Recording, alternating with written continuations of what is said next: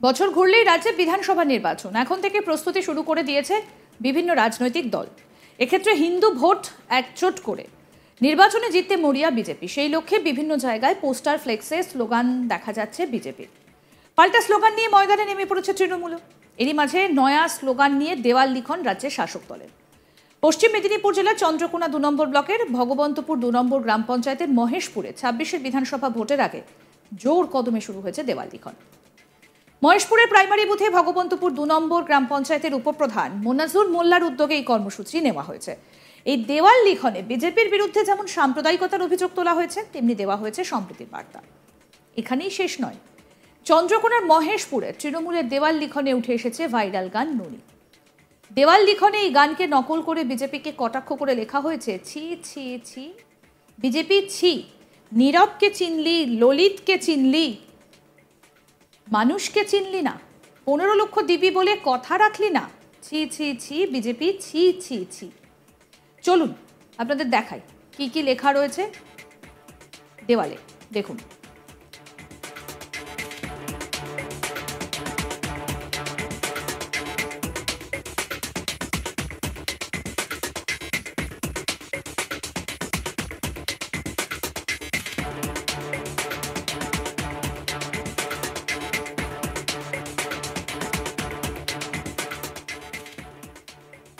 ঠিক কী উদ্দেশ্যে এই পদক্ষেপ সেই বিষয়ে জানিয়েছেন গ্রাম পঞ্চায়েতের উপপ্রধান তথা তৃণমূল নেতা মনজুর মোল্লা। কি বলছেন শুনব। 26-এর নির্বাচন, তার আগে এরকম দেওয়াল লিখছেন, কার্টুন চিত্র আঁকছেন, মূলত কী কী বিষয়ের উপর জোর দিচ্ছেন? দেখুন, আমাদের দলটা করি, আমাদের দলের নাম হচ্ছে তৃণমূল কংগ্রেস। আমাদের দলের সর্বময় নেত্রী আমাদের রাজ্যের মুখ্যমন্ত্রী মমতা বন্দ্যোপাধ্যায়। আমাদের দলের সেনাপতির নাম অভিষেক বন্দ্যোপাধ্যায়। আপনারা দেখতে পাচ্ছেন চতুর্দিকে রাজ্যের বিরোধী নেতা উনি করতে যাচ্ছেন। উনি বহু দেয়ালে লিখছেন যে হিন্দু হিন্দু ভাই ভাই। আমরা বলতে যাচ্ছি হিন্দু মুসলিম ভাই ভাই। আমরা বলতে যাচ্ছি যে হিন্দু হিন্দু ভাই ভাই, তাহলে বছরে 2 বেকারের চাকরি করবে। আমরা বলতে যাচ্ছি যদি হিন্দু হিন্দু ভাই ভাই, তাহলে গরিব সাধারণ মানুষের কাছে ভর্তুকি কোথায়?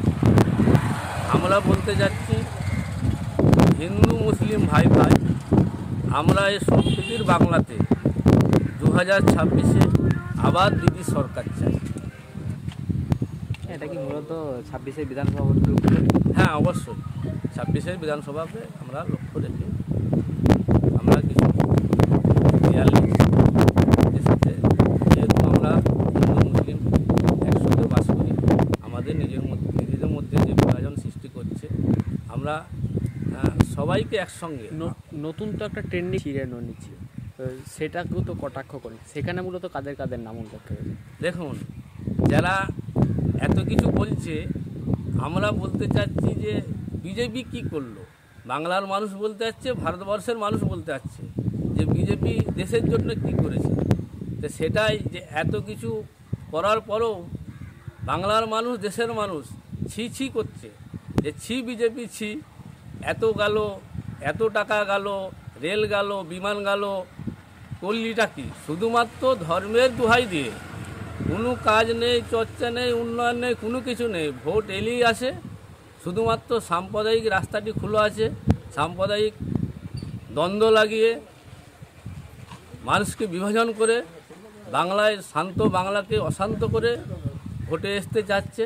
কিন্তু বাংলার মানুষ 2024-এও দেখিয়েছে, 2026-এও দেখাবে। বাংলায় চতুর্থবারের জন্যে আবার পুনরায় আমাদের রাজ্যের মুখ্যমন্ত্রী, আমাদের দলনেত্রী মমতা বন্দ্যোপাধ্যায় আবার 2026-এ বিপুল সংখ্যক আসন নিয়ে আবার সরকার আসে। যদিও তৃণমূলের এই দেওয়াল লিখনকে একেবারেই গুরুত্ব দিতে নারাজ বিজেপি। তৃণমূল ক্ষমতা হারানোর ভয়ে ভীত বলেই মন্তব্য স্থানীয় বিজেপি নেতার। কি বলছেন বিজেপি নেতা সুকান্ত দোলই, শুনব। তৃণমূল কংগ্রেস এখন ক্ষমতা হারানোর ভয়ে ভীত। বিজেপিকে দাঙ্গাবাজ বা সাম্প্রদায়িক বলার আগে আমি তৃণমূলের বন্ধুদের কাছে অনুরোধ করব, ওনারা নিজেদের মুখটা একটু আয়নায় দেখুন। গোটা বাংলার মানুষের সাথে সাথে সংখ্যালঘু সম্প্রদায়ের মানুষও বুঝে গেছে যে মমতা ব্যানার্জি তোষণ ছাড়া আর কিছুই করে না। সংখ্যালঘু মানুষেরও উন্নয়ন হয়নি। তাই ক্ষমতা 2026 সালে ক্ষমতা হারানোর ভয়ে ভীত হয়ে এই ধরনের কার্যকলাপ ঘটাচ্ছে। তো এতে করে কিছু হবে না, বাংলার মানুষ মনস্থির করে ফেলেছে এই সরকারের পতন 2026 সালে অনিবার্য। তৃণমূল 2026 সালে রাজ্যে হতে চলেছে বিধানসভা নির্বাচন, আর সেই নির্বাচনে হিন্দু ভোটে একজোট করতে একেবারে উঠে পড়ে লেগেছে বঙ্গ বিজেপি। আর হিন্দু ভোট একজোট করতে বিজেপি যে কতটা মরিয়া, কার্যত তার প্রমাণ পাওয়া গেল। হুগলিতে পোস্টার পড়েছে হিন্দু হিন্দু ভাই ভাই 26 এবার বিজেপি চাই। এইরকম পোস্টার ছড়িয়ে পড়েছে হুগলি জেলার অলিতে গলিতে। গত দুদিন আগে হুগলির সাংগঠনিক জেলার নতুন সভাপতি পদে দায়িত্ব নিয়েছেন গৌতম চট্টোপাধ্যায়। তিনি আগে আরএসএস এর কার্যকর্তা ছিলেন। 1990 সালে তিনি রাজনৈতিক দল হিসেবে বিজেপিতে যোগ দেন। 2019 সালে তাকে হুগলি সাংগঠনিক জেলার সভাপতি করা হয়, আর 21-এ সভাপতি করা হয়েছিল তুষার মজুমদারকে। তবে 26-এর বিধানসভা নির্বাচনকে মাথায় রেখে ফের একবার তাকে সভাপতি পদে বসানো হয়েছে। ইতিমধ্যেই জেলা দফতরে তাকে সংবর্ধনাও দেওয়া হয়েছে। কি বলেছেন এই বিষয়ে বিজেপি নেতা গৌতম চ্যাটার্জি, শুনবো। আমি আমার কর্মী ভাই বোনেদের প্রচুর ভালোবাসা আমি পেয়েছি, এর আগেও পেয়েছি। আমার বর্তমান এর আগে যিনি আমার সভাপতি ছিলেন আমারই ভাই তুষার মজুমদার, সেও আমাকে খুব ভালোবাসে, আজও ঠিক সেইভাবেই আমায় ভালোবাসা তার থেকেও আমি পেয়েছি। আমি এর জন্য সবাইকার কাছে আমি খুব কৃতজ্ঞ। কিন্তু আমি একটা কথাই আমার ভাই বোনের উদ্দেশ্যে বলেছি যে 2026-এর যে নির্বাচন, সেই 2026-এর নির্বাচন প্রত্যেককে আমার সাথে থাকতে হবে, আমার সাথে সহযোগিতা করতে হবে। আমিও সবাইকার সাথে থাকব এবং সবাই মিলে একসাথে আমরা 2026-এ এই হুগলি লোকসভার 7টা আসন আমরা জেতাবো। আজকে আমাদের এটাই আজকে সংকল্প, আজকে এটাই আমাদের প্রতিজ্ঞা। প্রাক্তন সভাপতি একটা ট্যাগলাইন বেরিয়ে দিল, সাথে সাথ, এই নিয়ে আপনি কি বলবেন? অবশ্যই প্রাক্তন সভাপতি যেটা বলেছে একদম ঠিক কথা বলেছে, সাথে সাথই আমাদের চাই। আমরা গত লোকসভা ইলেকশনে 3টে সিটে আমরা অলরেডি এগিয়ে আছি এবং বাকি 4টে সিটে যে জায়গাটায় আমরা আছি সেই জায়গা থেকে আমাদের সংগঠনকে আমরা আরও অনেকটাই আমরা এগিয়ে নিয়ে যেতে পেরেছি এবং আগামী যে কদিন সময় আছে তার মধ্যে আমরা সবাই মিলে এবং আমার প্রাক্তন সভাপতি তুষার মজুমদারও আমার সাথে থেকে রাম লক্ষণের মতো আমরা এই হুগলি লোকসভাকে আমরা মোদিজির হাতে উপহার দেবো। বিজেপি নেতা সুরেশ সাউ কি বলছেন, কারণ একাধিক জায়গায় পোস্টার এবং সেই পোস্টারগুলোতে ঘিরে ইতিমধ্যেই চাঞ্চল্য ছড়িয়েছে। কি বলছেন স্থানীয় বিজেপি নেতা সুরেশ সাই, শুনবো। পশ্চিমবাংলায় জেহাদিদের উৎপাত যে হারে মাথাচাড়া দিয়েছে, দিকে দিকে হিন্দুদের দেবদেবীর মূর্তি ভাঙচুর করা হচ্ছে।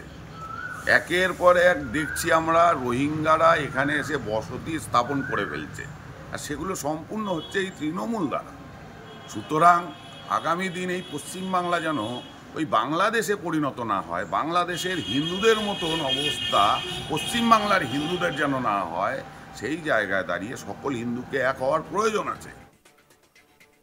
আরও আপডেট পেতে দেখতে থাকুন আজ তাক বাংলা। সাবস্ক্রাইব করুন, নোটিফিকেশন পেতে বেল বাটন অপশন প্রেস করুন, হোয়াটসঅ্যাপে ফলো করুন আজ তাক বাংলা।